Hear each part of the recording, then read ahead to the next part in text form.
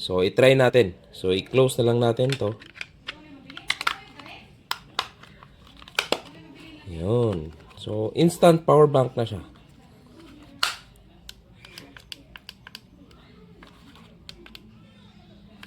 Try natin i-measure sa voltage. Okay. Okay.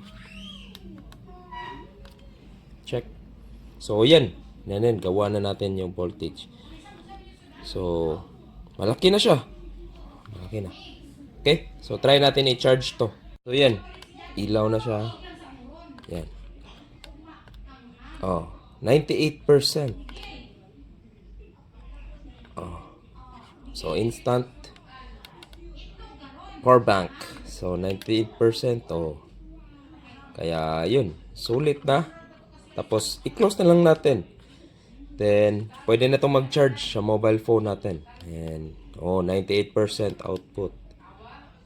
Oh, may ilaw pa. Yun yung kagandahan pag meron kang mabili ng ganito. Okay? So, see you around, guys.